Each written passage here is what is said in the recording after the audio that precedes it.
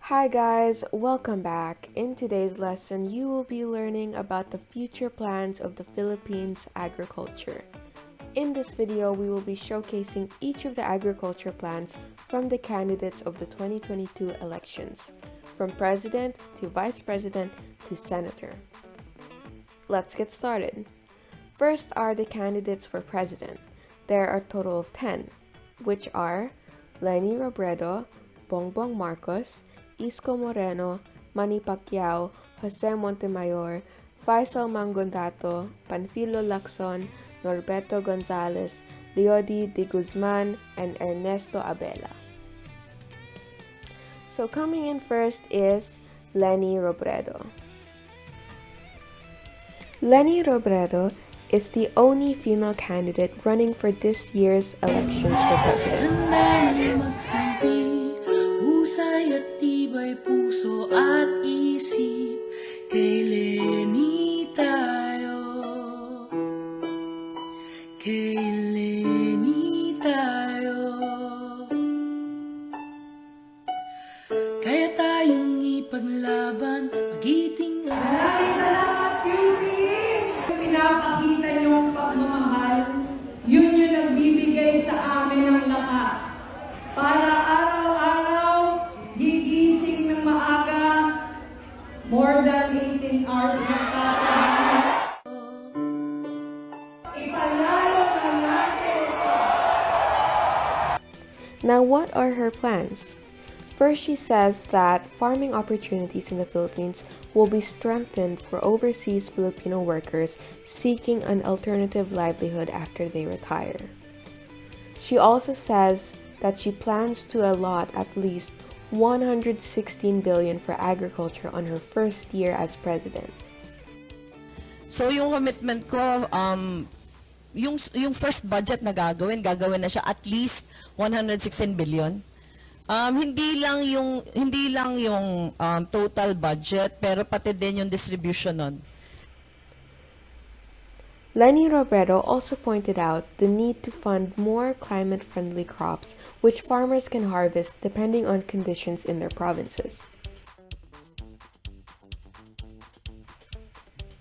She also pushed to prioritize infrastructure that would spur rural development for farmers and fisherfolk nationwide.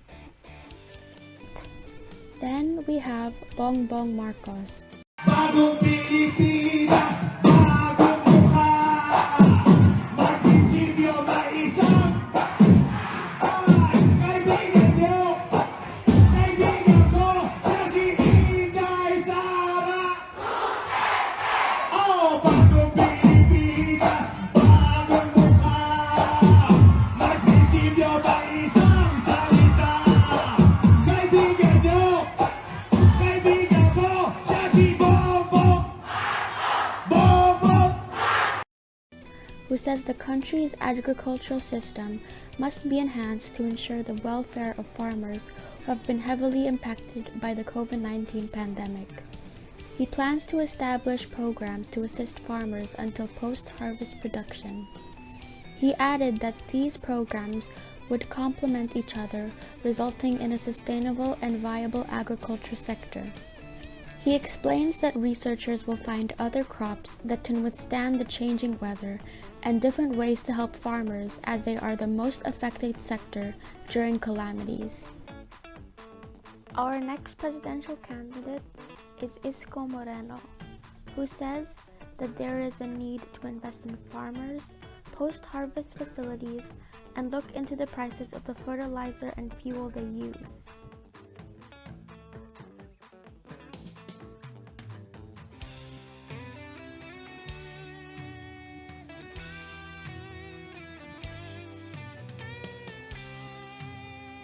He has also made a pledge to fishermen that under his presidency, they will be able to fish in the South China Sea unhampered, unharmed, and safe. Next up is Manny Pacquiao, who states that the government should focus on production, distribution, and consumption, what he calls PDC, to prevent a food shortage. He says the government would focus on local production and would want to import products from other countries. He points out that the livelihood of farmers and fisherfolk were suffering due to excessive importation. Next up, we have Jose Montemayor, who vows to address the impact of climate change on food security, noting that droughts, typhoons, and other natural disasters are affecting crop production. He says that we cannot forever rely on other countries. For example, rice. We should remove rice tariffication that places a burden on our farmers so that we will be self-sufficient. Up next is Faisal Mangondato, who criticizes the government for focusing on importation and not prioritizing agriculture in the national budget. He says that agriculture should be made a priority in allocating the budget because we are an agricultural country. So our economy will become strong if our agricultural industry is strong. Next up is Panfilo Lacson. What are his plans? Lacson said the government spending for 2022 already provides a 2 billion fund to the Small Business Corporation and another 2 billion for MSMEs in the agriculture sector.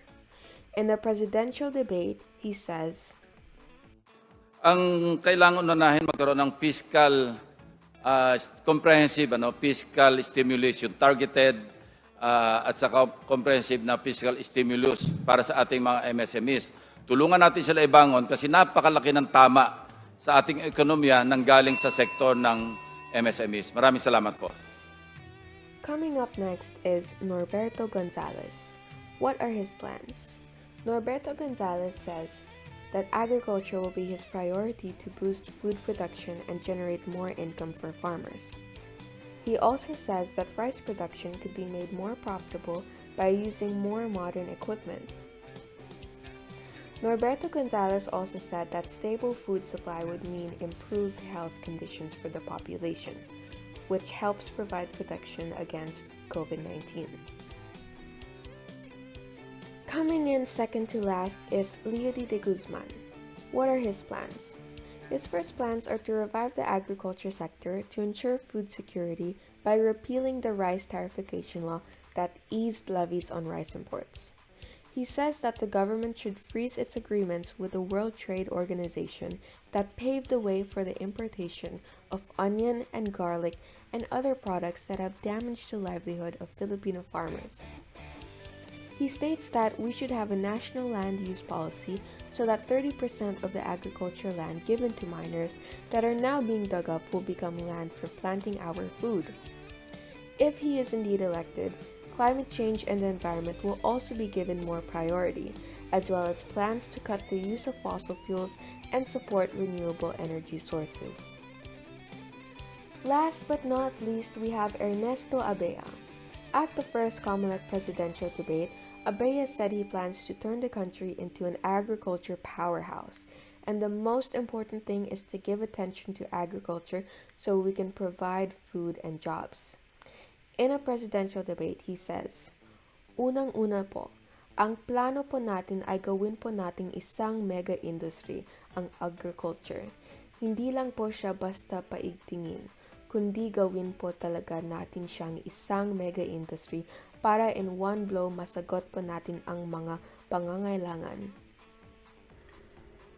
Since we are done with the presidential plans, now we move on to the vice presidential plans. Who are the candidates for vice president?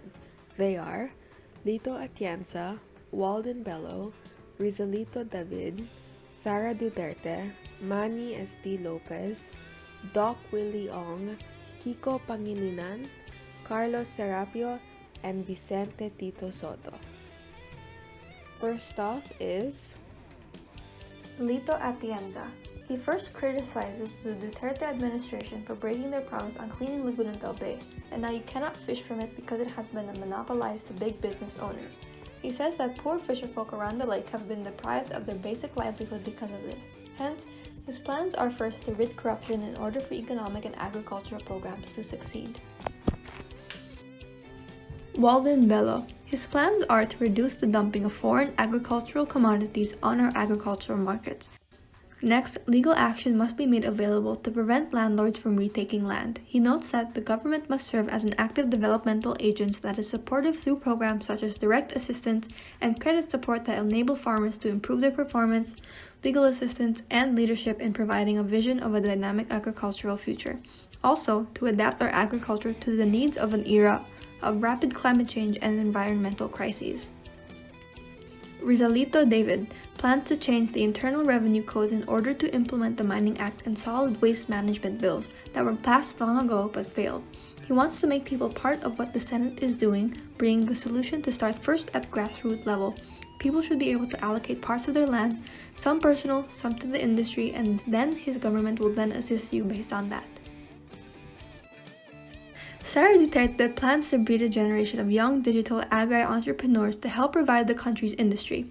They encourage the agri-entrepreneurs to introduce innovative solutions to the problem, as well as partnering with the private sector to further develop these plans. She notes that digitalization of crop planning and supply chain would help avoid overproduction of certain crops. Hence, an improved supply chain would help our farmers avoid rotting of their products while in transit. Manny Lopez plans that his program shall adopt an integrated agro-industrial services and resource development strategy to optimize employment, productivity, and people's welfare. To build industrial ecosystems, cost-effective infrastructure, ensure labor management collaboration, and promote innovation as competitive measures to propel and sustain economic growth. Doc Willie Ong, though he prefers to lead the health sector, he is open to handling agriculture and knows that he's a fast learner. As for plans, he wants to first improve the healthcare system in order to save the Filipino people. Kiko Pangilingan has plans to double the agriculture and fisheries budget to ensure that utilization of these funds is to increase incomes of our farmers and fisherfolk. To establish the Department of Fisheries and Aquatic Resources, he notes that our national territory is 4/5 water and 1/5 land, and that we must address the dysfunctional budgetary appropriations that places more on land and very little for fisheries and aquatic resources, and to establish demo farms in the Malacañang complex and in selected SUCs nationwide to showcase the best practices in agriculture and fisheries. Carlos Serapio is open to any job given to him by his running mate, but he chooses to offer expertise in foreign affairs cabinet. Vic Sotto. His programs for the farmers and fisherfolk is that 50% of their output will be bought by the government directly at their own price without the middleman, which would help keep food prices competitive in the local markets without affecting the potential earners of farmers and fishermen. Last but not least, the Senatorial Plans. We chose 5 senators, which are Francis Joseph G. Escudera, Alan Peter S. Cayetano, Herbert Bautista, John Castriciones, and Sherwin Gatchalian. Several senatorial candidates have said that they would help the agricultural sector of our country.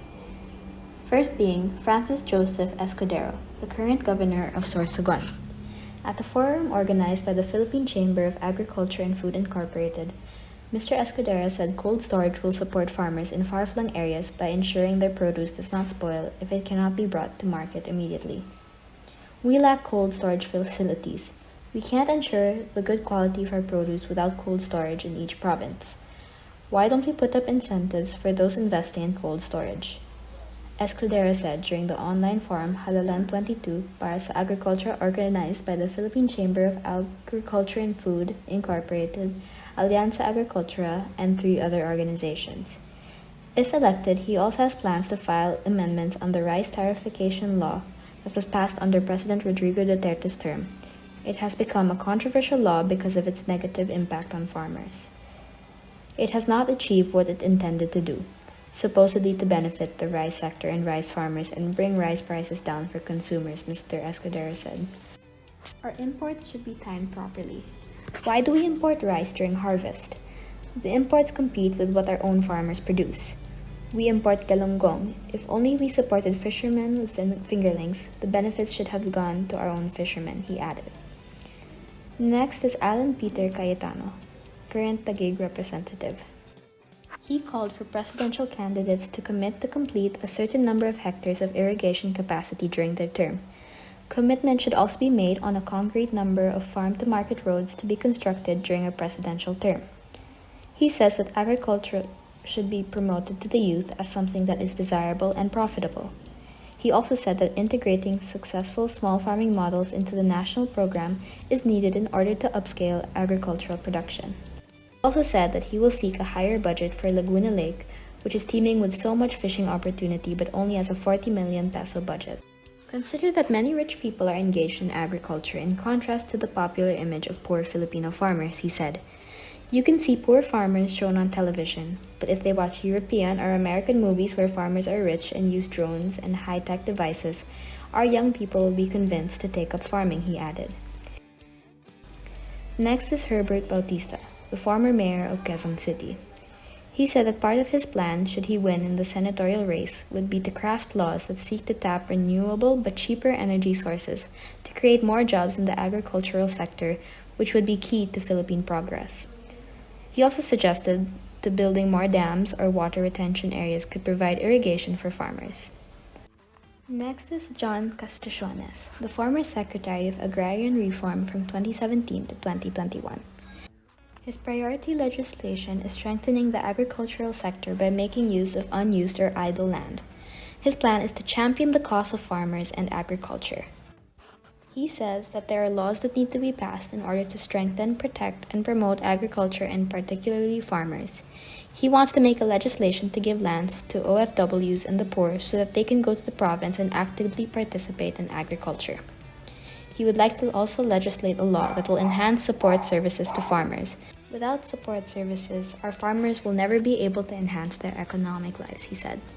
Lastly, he also wants to improve the comprehensive agrarian reform program. Lastly is Senator Sherwin Gatchalian. He says that if elected, he would push for the oversight of the rice tarification law. May pagbaba nga ng presyo ng bigas sa consumer pero ang ating mga farmers naman ay hindi kumikita. The price of rice for consumers is decreasing but our farmers are not earning from it, Gatchalian said during the Rundown 2022 Senatorial Forum on Saturday, March 12. And that is all for senatorial candidates. And that is all for today's lesson. Thank you guys for listening, and we hope you enjoyed.